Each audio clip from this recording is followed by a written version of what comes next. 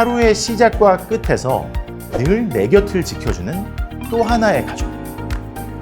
오늘의 이코노미 인사이트 주제는 바로 펫코노미입니다.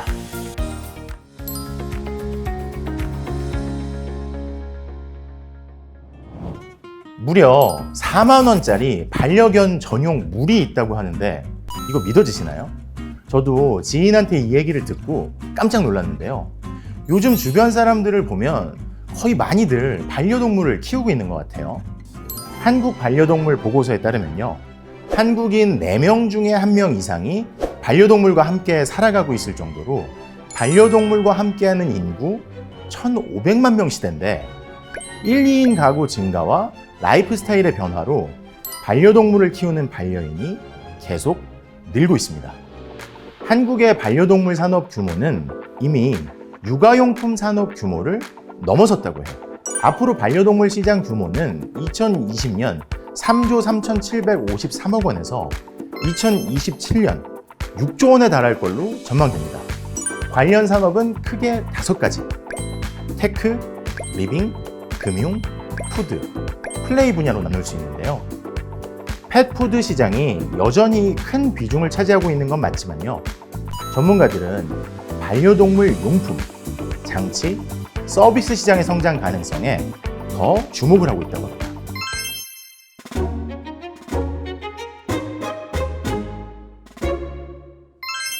내 강아지가 어디가 아픈지 말로 할 수 있으면 얼마나 좋을까? 반려동물을 둔 가족이라면 누구나 한 번쯤 해봤을 법한 생각이잖아요. 이처럼 아파도 어디가 아픈지 말을 못하는 동물을 대신해서 AI가 질병을 진단하는 서비스가 나왔다고 해요. 바로 반려동물 제품과 서비스에 사물 인터넷, 인공지능 등의 다양한 기술이 결합한 형태를 일컫는 펫테크는 크게 2가지로 나눌 수 있습니다. 한국에서 반려동물을 편리하고 안전하게 돌보기 위해서 펫테크 기기를 이용하는 반려가구가 전체 반려가구의 64.1%를 차지하고 있다. 이런 설문 결과가 나왔는데 그 중에서 국내에서 가장 많이 이용하는 펫테크 기기는 자동 급식기와 자동 급소기, 모니터링을 위한 홈 CCTV와 카메라, 반려동물 전용 자동 장난감 등의 순위라고 해요.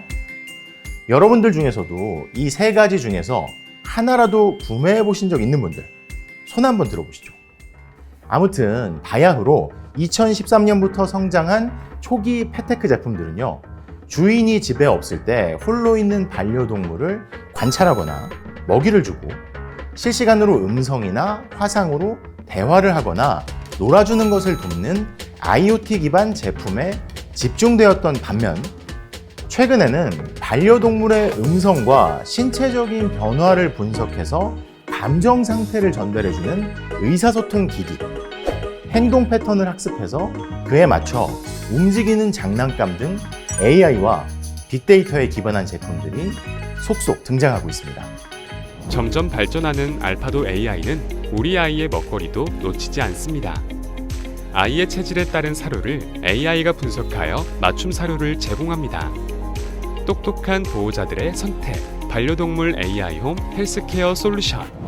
요즘 펫테크의 소통용으로 불리는 너울 정보는 반려동물 음성을 실시간으로 분석해서 행복, 슬픔, 불안, 분노, 안정 5개 감정으로 알려주는 디바이스 펫펄스를 개발했고요. 또 다른 스타트업 페페오톡은 영상 분석 기술 기반인 AI 펫 CCTV 서비스 도기보기로 사람은 음성 언어인 말로 의사를 표현하고 반려동물은 행동 언어로 의사 표현을 분석할 정도로 다양한 방법으로 반려견과 소통하고 있어요. 국내 기업들이 반려동물을 새로운 고객으로 맞이하면서 반려인 요구에 부합하는 독창적인 제품, 서비스뿐만 아니라 안정성, 품질을 겸비한 차별화된 기술력을 지녀야 한다고 보고 있습니다.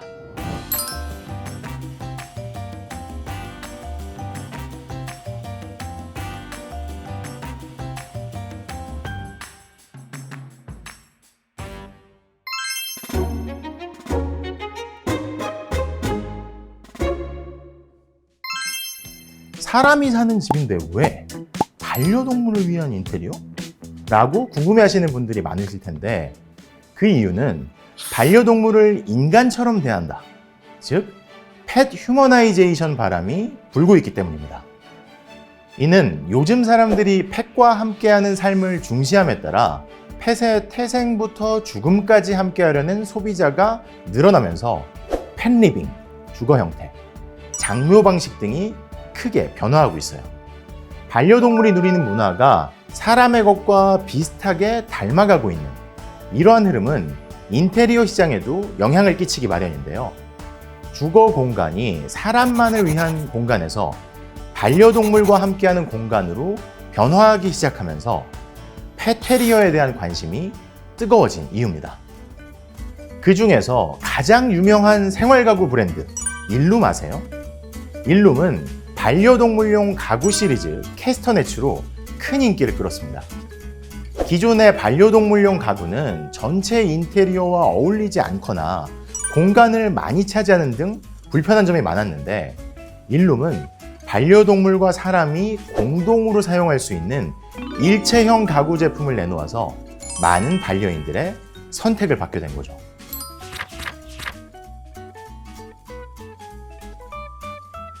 무엇보다 펫팸족들은 유아용품과 같이 반려동물 관련 상품에 투자를 아끼지 않는 성향을 보인다고 해요.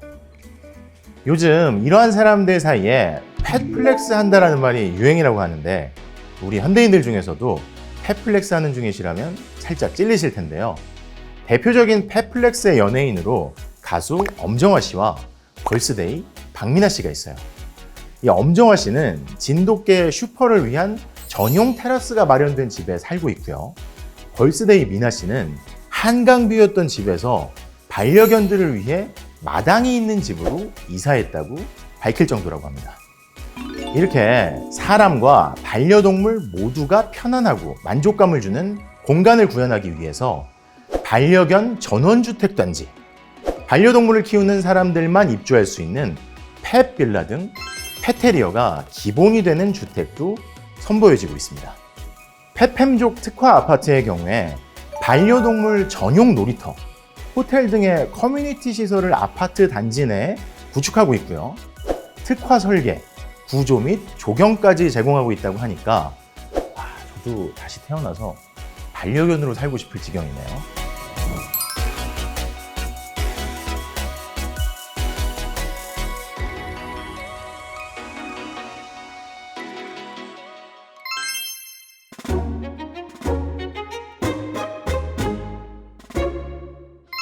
다시 맨 처음으로 돌아가서 1인 가구가 늘며 펫팸족이 생겨났다고 말씀을 드렸는데 1인 가구의 증가, 이 말뜻을 재해석하면 뭐가 떠오르세요?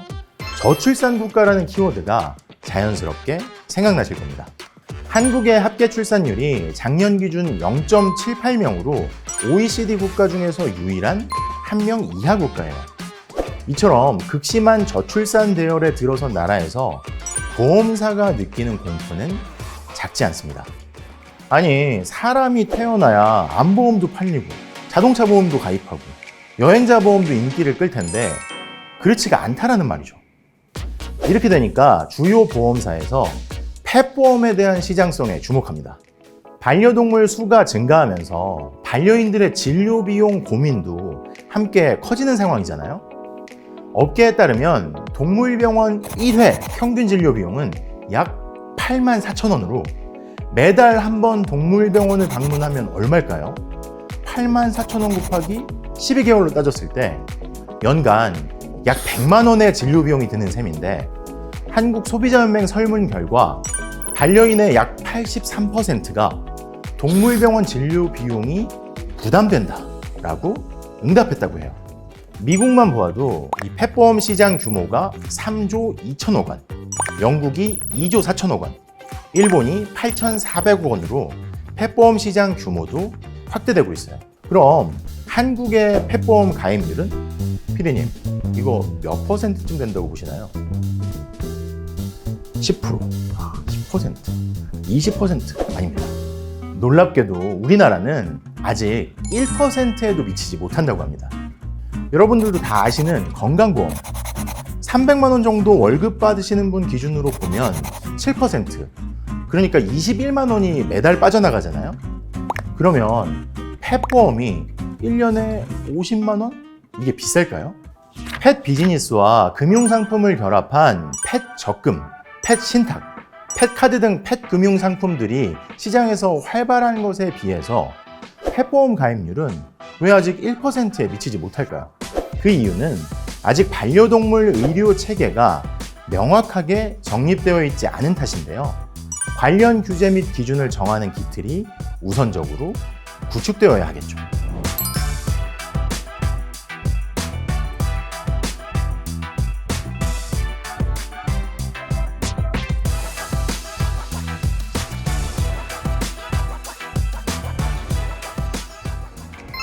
더 건강했으면, 조금이라도 더 오래 함께 있어줬으면 하는 마음에 힘입어서 펫보험이 빠르게 성장하고 있는 만큼 함께 살아가는 반려동물을 위해서 마지막 사랑의 개념으로 고민해 보시는 것도 좋을 듯합니다. 네, 오늘 이렇게 이코노미 인사이트에서 트렌드에 대해 쭉 훑으면서 많은 얘기를 나눠봤는데요. 일반 경제 트렌드가 아니라 우리 현대인들 사이에서 가장 관심이 있는 주제에 대해서 앞으로도 다룰 예정이니까요.